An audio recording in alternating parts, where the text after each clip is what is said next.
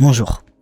Si vous me connaissez ou me suivez sur les réseaux sociaux, vous êtes probablement au courant de la maladie qui me ronge depuis quasiment 10 ans. Pour ceux qui ne le savent pas, cette maladie, c'est la dépression. Et cette dépression fait très bien son travail, parce qu'à cause d'elle, un jour sur deux, j'hésite. J'ai pas juste hésité, j'ai cédé 2 fois en fait. Et je suis visiblement pas très doué parce que je suis encore là à vous parler, mais vous savez ce qu'on dit. La troisième, c'est la bonne.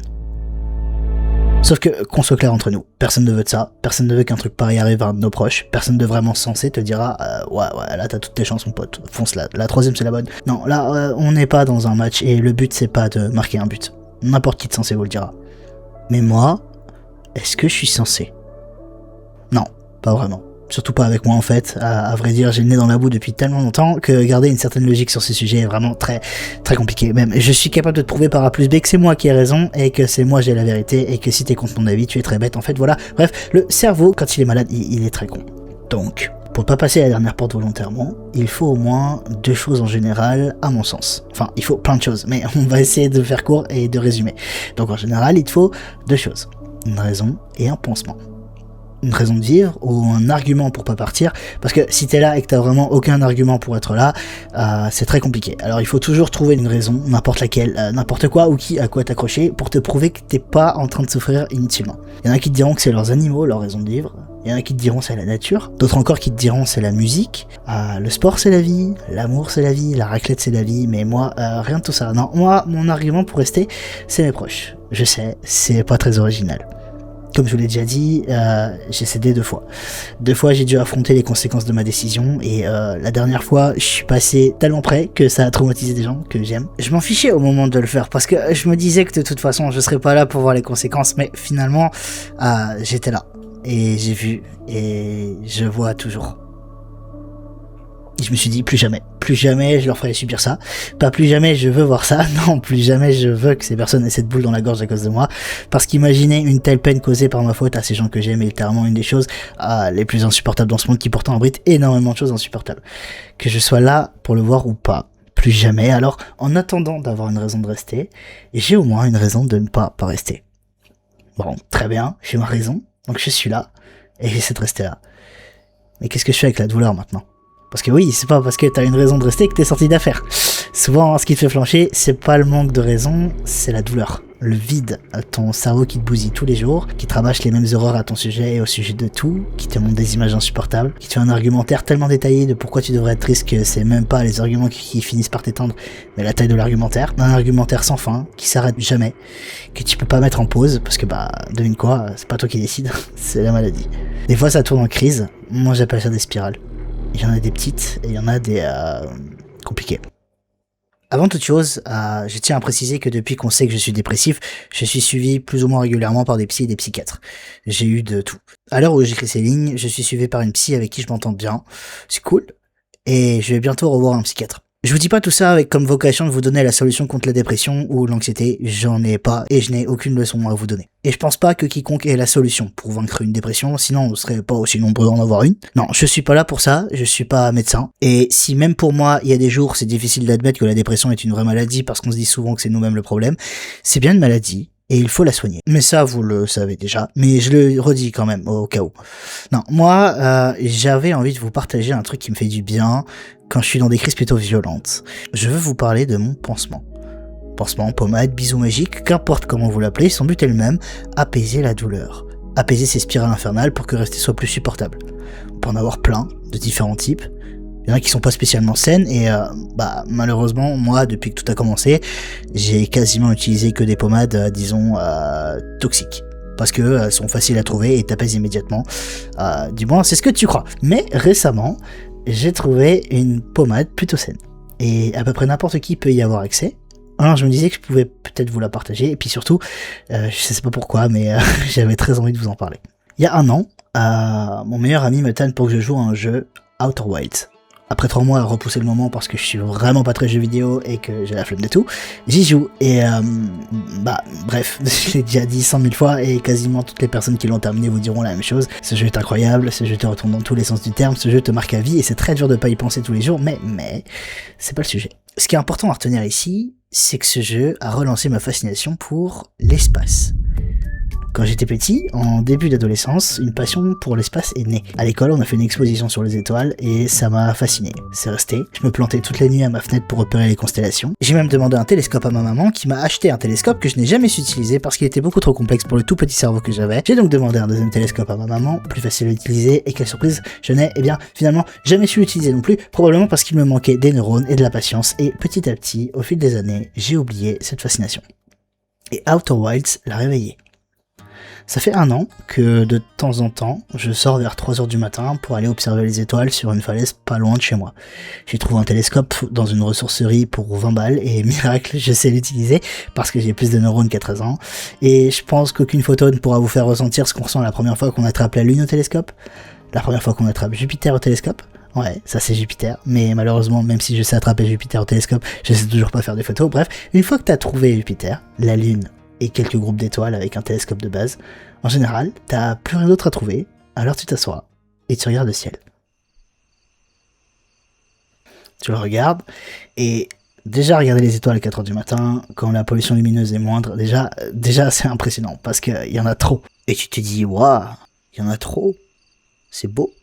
Et tu les regardes 2 minutes, 5 minutes, 10 minutes.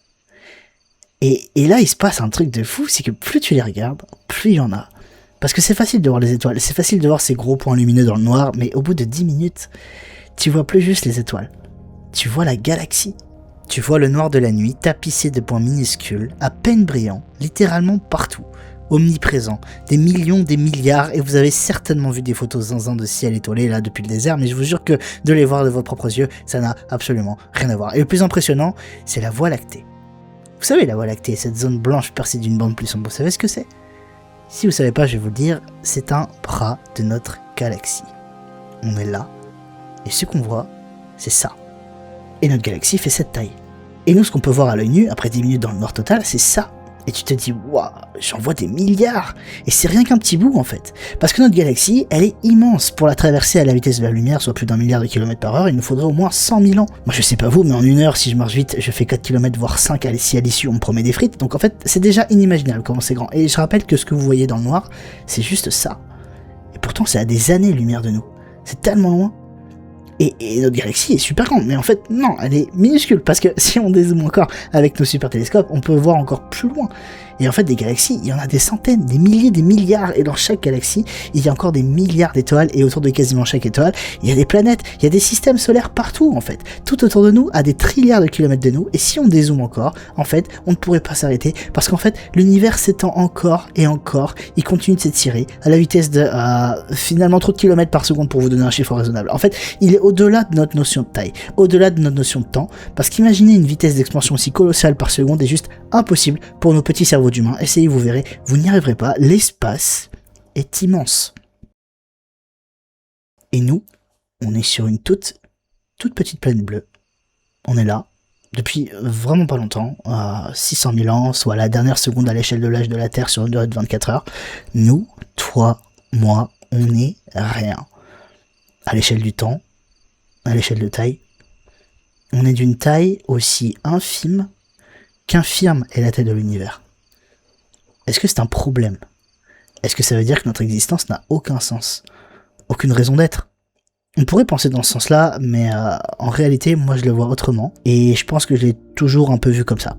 Parce que même après avoir oublié l'espace, je me dessinais souvent dans mes veines tartes de dos, face aux étoiles, et pas que moi, mes personnages aussi, et au-delà de « oh là là, c'est joli et triste et un peu edgy à la fois », en fait, j'ai réalisé un truc en pensant vous parler de tout ça, c'est que me dessiner devant les étoiles, ça m'apaise. Pourquoi ? Parce que c'est beau. L'herbe et les arbres aussi, c'est beau, et pourtant j'en ai rien à fiche quand je passe devant. Non, c'est pas juste parce que c'est beau.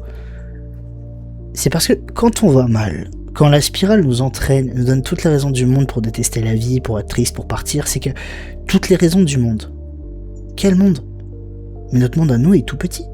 Notre monde ne représente rien à l'échelle de l'univers, et s'il ne représente rien, s'il est aussi petit qu'un atome à notre échelle, à nous, et même plus encore, est-ce que nos problèmes sont si grands ? Est-ce que notre cerveau a raison de penser que le monde entier est horrible ? Vous vous rappelez de la taille infinie de mon argumentaire ? Face à l'espace, l'argumentaire n'a même plus de taille. Il a beau me donner l'impression d'être infini, il peut difficilement faire face à l'expansion de l'univers, faire face aux années-lumière qui me séparent de cette grosse étoile bleue juste là au-dessus de mon nez. Il se fait littéralement écraser pendant quelques heures par l'immensité parce que même la douleur, aussi forte soit-elle, face à l'espace, elle se fait broyer. On n'est rien, et c'est rassurant, parce que tout ne tourne pas autour de nous. Notre planète tourne autour d'un soleil, qui se déplace dans une galaxie, qui tourne dans l'espace, qui s'étend et bouge. On n'a aucun impact. Nos responsabilités se résument à nos vies à nous, mais elles sont infimes. Nos problèmes aussi, nos douleurs aussi, on n'est rien, et c'est tant mieux. Parce que si on n'est rien, alors rien n'est grave. Et attention, je dis pas que rien n'est grave dans le sens « Oh, la guerre c'est pas grave, oh, ma mère est morte dévorée par des loups, c'est pas grave ». Non, je dis rien n'est grave à l'échelle de tout. Notre douleur, elle est là, elle existe bien sûr, et elle est valide, parce qu'elle nous fait énormément de mal. On doit pas l'ignorer, on doit pas se dire on s'en fout, on doit pas se dire que du coup si c'est rien, c'est pas la peine de la soigner. Non, c'est pas ce que je veux dire. Ce que je veux dire, c'est que parfois, on a besoin d'une bulle d'air dans le chaos, sinon on se noie. Et que pendant quelques heures, cette douleur, aussi immense soit-elle, en prenant du recul, elle peut devenir plus petite, même toute petite. Et sur le moment, quand on a besoin de se calmer et de prendre du recul, ça fait du bien. Parce que quand on n'a pas encore les outils nécessaires pour guérir une blessure, qu'est-ce qu'on fait? On met un pansement pour éviter que ça ne saigne trop. Voilà pourquoi j'aime aller regarder les étoiles et pourquoi j'aime l'espace. Ça m'aide à souffler. J'arrive à éteindre la douleur quelques heures et respirer. Peut-être que personne ne va comprendre ce que j'essaie de dire, mais je suis persuadé, surtout dans la communauté qui me suit, et dont je sais que beaucoup souffrent de dépression, d'angoisse et j'en passe, je suis persuadé que certains savent à quel point pouvoir respirer quelques heures, c'est important quand on étouffe. Un peu de paix sans passer par la porte, sans imaginer la passer.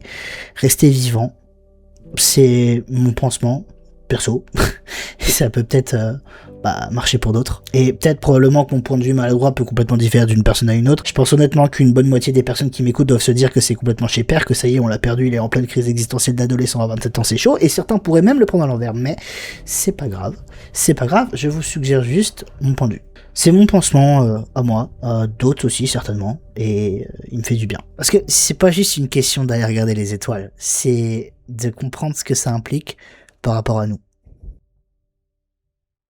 Si ça fonctionne ne serait-ce que pour une personne, voire un quart d'une personne, alors je serais vraiment ravi d'avoir partagé mon point de vue dans cette vidéo, et elle aura eu une utilité, et ce sera génial. Et vous savez quoi, au-delà du pansement, même juste aller voir les étoiles, c'est cool.